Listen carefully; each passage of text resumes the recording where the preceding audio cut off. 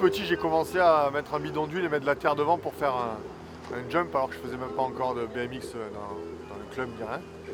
Mais après c'était à peigner avec l'engouement d'avoir ce spot et d'y construire des bosses qui nous plaisaient.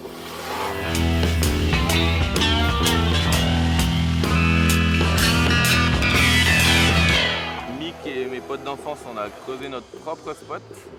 On est vite venu à Montpellier découvrir la vraie scène BMX parce que tout se passe ici depuis un bail maintenant. Donc les locaux montpelliérains sont venus sur notre spot en Champagne et on a découvert le leur après. On est tombé amoureux de Grabel, on a déménagé à Montpellier pour rouler et creuser Grabel.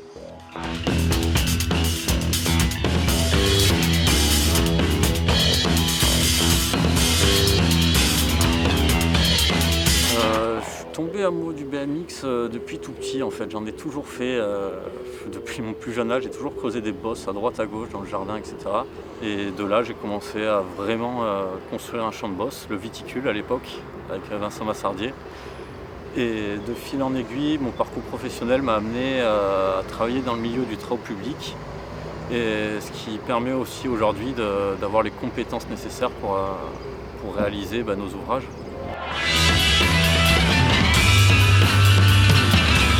La rencontre avec les Cabours à Montpellier, puis l'événement FIS sur lequel on a été bénévole quelques années, m'a fait découvrir en fait, je me suis aperçu un jour que j'étais en train de gagner de l'argent en faisant des bosses alors que j'avais jamais pensé au départ que je ferais ça et ça s'est fait vraiment naturellement. J'ai bossé pour des events en France, à l'étranger. J'ai construit quelques pistes de BMX un peu tout seul où j'étais dans ma pelle et je voyais l'engouement en fait qu'il y avait autour du pump track, autour des pistes de BMX et de se voir avec Shran et sur les événements FIS justement à travers le monde et à discuter jusqu'à pas d'heure sur les marches de l'hôtel. Voilà, lui il m'a dit je montrais bien un truc pour faire des pump track et j'ai dit moi ça fait un moment que j'y pense et que j'ai pas encore trouvé les bonnes personnes avec qui m'y mettre. On a dit go et c'est cool, ça fait 3 ans, ça roule, c'est top. Alors pour les pump tracks, en fait, ça a toujours existé. La seule différence, c'est que maintenant, on met de l'enrobé dessus et ça ouvre à différentes pratiques. Mais on a tous, dans tous les villages, on peut retrouver un champ avec des bosses qui a été fait à l'époque par la mairie et pour les gamins en vélo. Je pense qu'aussi, la mode vient du fait que ça soit une belle alternative au skatepark. C'est plus accessible, c'est multigénérationnel. C'est ouvert à vraiment toutes les pratiques. Il suffit d'avoir des roues, des roulettes et on peut aller dessus. Il n'y a pas vraiment de danger, il n'y a pas besoin d'une grosse condition physique, il n'y a pas besoin de technique. N'importe qui peut prendre un vélo et aller sur un pump track et tout de suite s'amuser.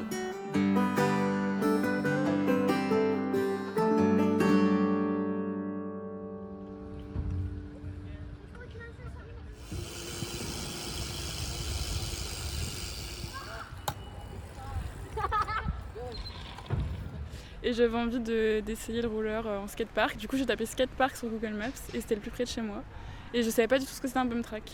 J'ai vu les photos sur internet et j'ai découvert en vrai il y a 2 semaines. On partage la place avec pas mal d'autres personnes. Mais finalement, c'est pas mal parce qu'il y a plein de petites bosses. Quand on débute, ça va. Ça a l'air plus naturel qu'un skatepark parce qu'un skatepark, t'as les modules, les rampes et tout ça. Tu sais pas forcément comment faut les prendre. Alors que là, c'est tout droit et vas-y quoi. Je m'appelle Sabrina. Mon enfant s'appelle Julian. Il avait un skate. Mais il aimait pas trop le skate et là il a découvert la trotte, il aime pas mal. Voilà, d'ailleurs j'ai du mal à repartir. Je m'appelle Valentin, ça fait 3 ou 4 ans que je fais du BMX. Il y a 3 bosses super serrées et du coup c'est bien pour la vitesse. On roule ensemble depuis 1 an à peu près. Il fait des gros sauts, il va vite, il sait bien rouler.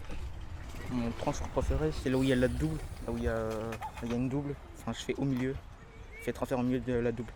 Je regarde les streeteux qu'ils font et je reproduis. C'était Thomas Caro, je crois, ça s'appelait comme ça. Il était venu la dernière fois.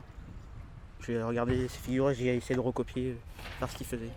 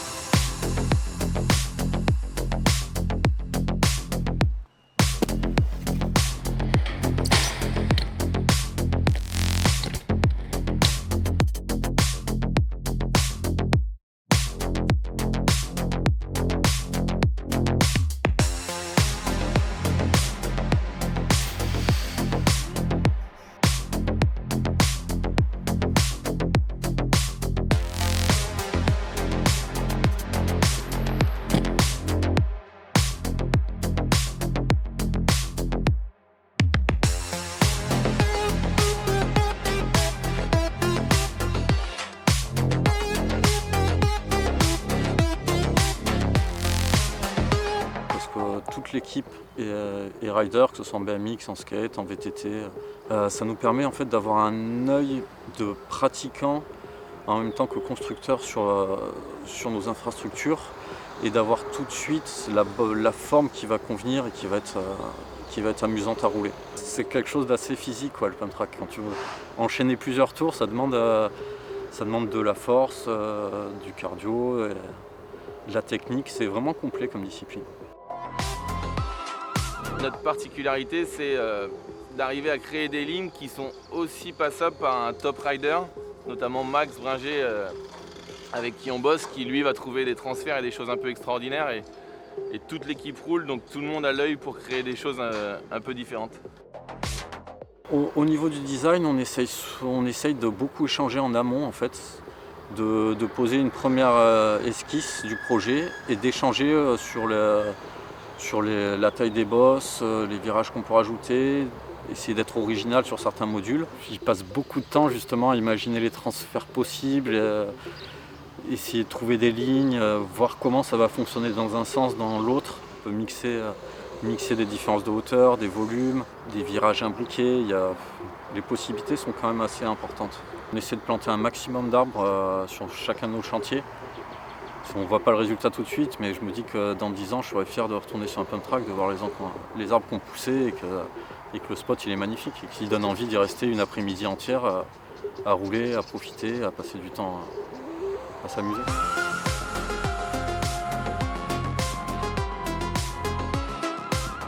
Si tu veux t'appliquer à avoir un bon rendu, c'est surtout pour le skate parce que le moindre défaut sur l'enrobé, en BMX, en VTT, tu le ressentiras pas ou peu. Même si à la base, je pense pas que le pump est un truc de skater puriste, on arrive quand même à catcher quelques-uns d'entre eux et on voit qu'il y a des skateurs qui ont plaisir à rouler nos trucs. Nous, on se refuse aussi tout ce qu'on appelle la sous-traitance, c'est-à-dire qu'on veut maîtriser tout de A à Z. Du jour où on récupère la parcelle pour faire le pump track au jour où on la termine. C'est l'équipe Hurricane Tracks qui est là, et là on est 15 et c'est 15 copains et c'est super important.